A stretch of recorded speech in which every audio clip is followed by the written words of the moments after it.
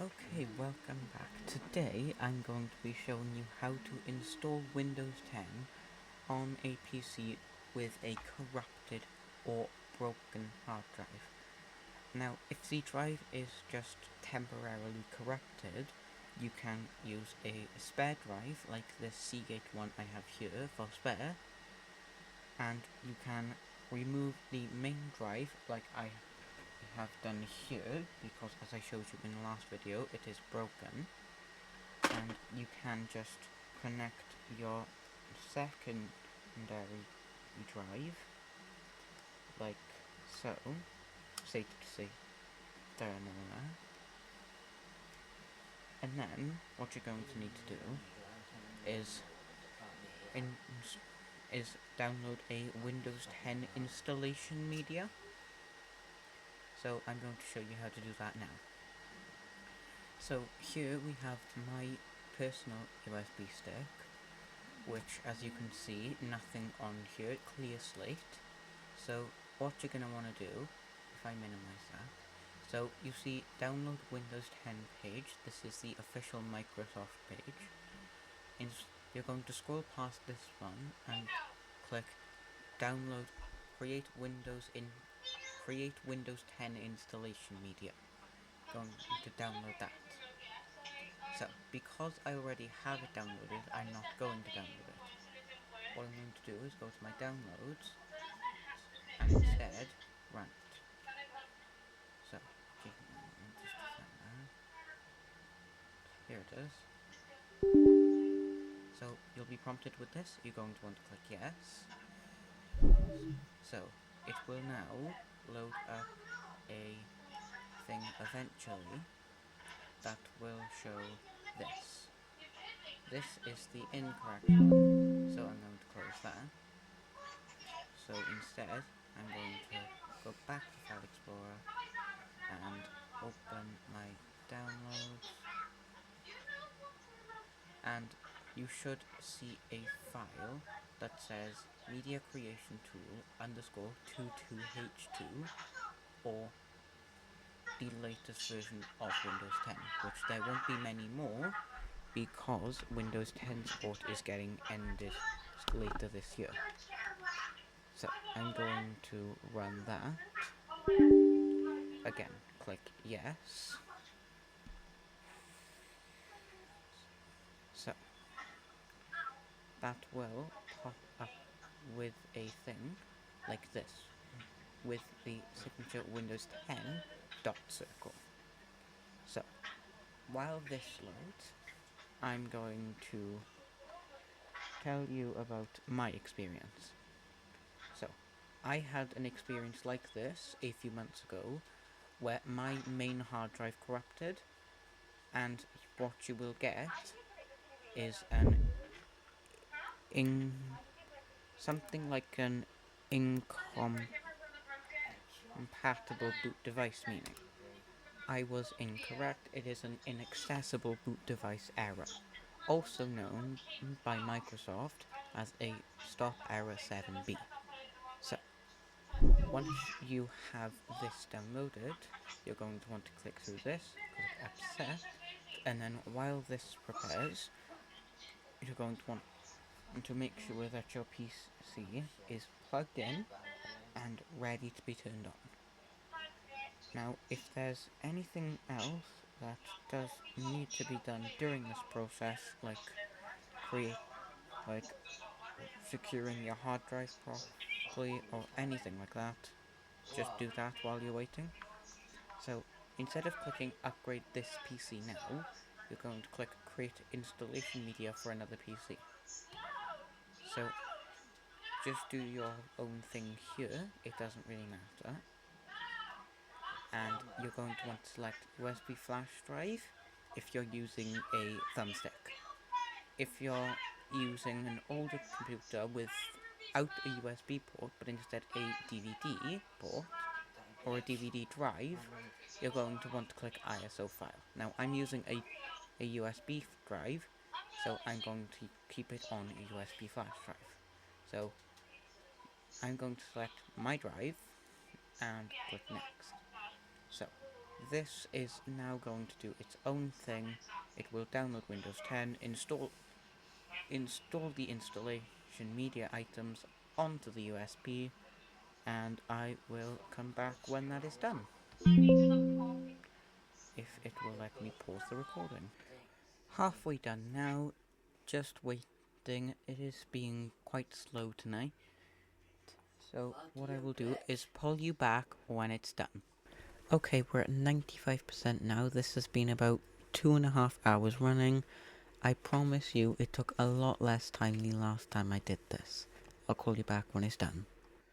Okay, I severely underestimated how long that would take. So when and if it pops up with this screen saying your USB flash drive is ready, it will say finish at the bottom here. You're going to click that and it will say this. Now you're just going to let that do its own thing, and once it's done you are free to remove your flash drive and then use it for whatever you want. Like I said, I'm going to be using it for the computer that is actually right here, as you can see. I'm going to be using it for that tomorrow because, as you can see in the corner over here, it is indeed 20 to 11 at night. So I'm going to sign off for the night. See you after a short break for you. Okay, it is now the next day, and as I showed you, you have to take your USB drive with the Windows 10 installation media on it, plug it into your USB port, and before you turn it on, make sure that the power is in fact switched on. Now that that is done, we can indeed turn on the computer. You can see that it has now not... Okay, so it will do a double boot after the CPU is reseated, but you can see it has now spun to life. There is air travelling through the front and the back, so now we just have to wait to see what happens here. So I will wait for this to boot up. So you'll get the standard Windows loading screen.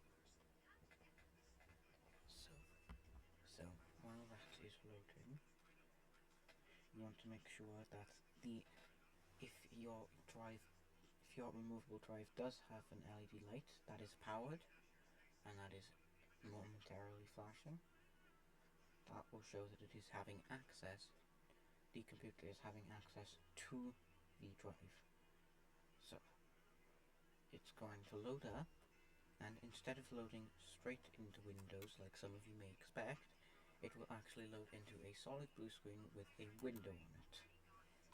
So with that loaded, you're going to pick selections with your language, your time and currency format, if that is visible, and your keyboard or input method, which is just going to be United Kingdom. So you're going to press install. Now you could use this to repair your computer, you could use this to install Windows on a new computer, but nevertheless it will always give you the same thing. Now if you don't have an activation key, you will be prompted to put in an activation key here. If you have a product key, then type it in. If not, just press I don't have a product key, and that will take you to the next thing. So this system came with Windows 10 Home. Now any of these options are usable, but I'm going to stick with Home. So clicking next, it will bring up the terms of service, I believe. Notice and license terms. You'll click accept the terms. You can read them if necessary, but I'm just going to show you how long this page is. Now if I keep scrolling, we will eventually reach the bottom. If you want to read this whole thing, that's your issue, but personally I don't want to. So I'll click next. Now you can't use upgrade because it will show you this, which will basically say don't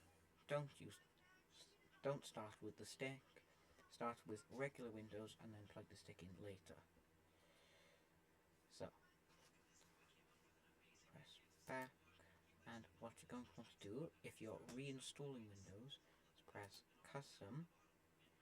Now, I have had this formatted, so I'm going to delete that, and instead I'm going to use the unallocated space. That will take all of the drive space, format it, and put it into a nice format that is accessible right from the start. So I'll click next.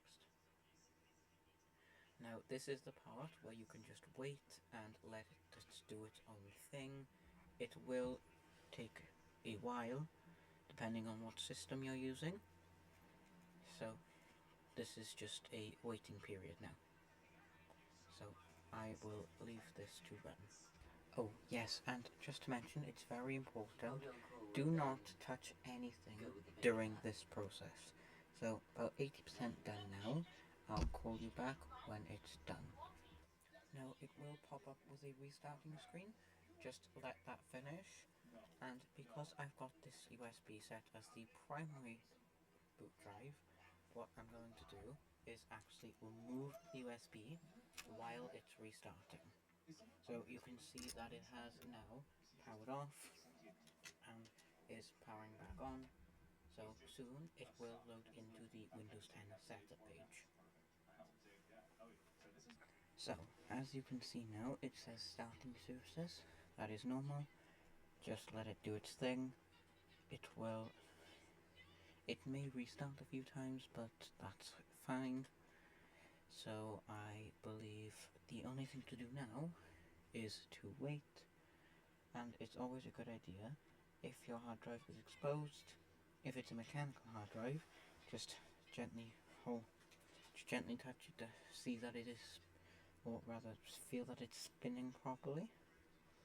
Now that is good for me because it means I haven't had any issues, and yeah. So now that it says getting ready, we can just wait until it loads into the regular setup page. So this is the second reboot now. I believe we are nearly there. So again, final checks. Hard drive spinning, it is. My keyboard and mouse connected. I don't have a spare keyboard on me, but I do have a mouse. And monitor cables, power supply, definitely power supply cables fully intact, because that can really screw up a PC. Okay, light blue screen now. Just a moment. It will display everything. So, while it loads, I don't know, but oh yes, I don't know if it was caught, but I did say that I would be starting a Minecraft server. That plan is gone because I have tried and it does not work. So instead, I'm just going to host an event every once in a while. People can join. I'll put the IP address in the description of a video or something. Right, so now that it's fully loaded, what you can do is go through the regular setup options. So, United Kingdom. This is a mechanical drive, so it will be a bit slow. But what really needs to be done is just setting it up, everything. This doesn't have Wi-Fi or Ethernet, so I'll select this. Now, doing this does ensure that you don't have to sign into a Microsoft account, so that is the best for most people. So, continue with limited setup. And now for this, I don't have a spare keyboard, I will reiterate. So, I will use the on-screen keyboard. So, my default while using this is just user. So I'll just type that now. And now that that's done, now passwords not necessary, you can just skip this. This also skips the password security questions. Now you can just skip through the next bit of this slot, which is just a lot, and then I believe that is just it. Cortana, up to you. I don't want Cortana because there's no speakers and no microphone, but now that that's just restart, it may restart, but it's just going to load up the Windows desktop. It will get all the background processes started, all the Windows processes started. Basically anything that needs to be happening for Windows to run normally will run. And I will pull you back when it's done. And as you can see now, it is completely done and finished. So that is how to install Windows on an old desktop or laptop that has a corrupted drive. Now, there is no promises on whether the drive will work again, but it may just stop working at one point, which is why it's always useful to keep the installation media on hand at all times. Now, the last video I showed was taking this apart and putting it back together to resolve issues, and I believe if there's any questions, just let me know. I will sign off for now. Thank you for watching. Goodbye.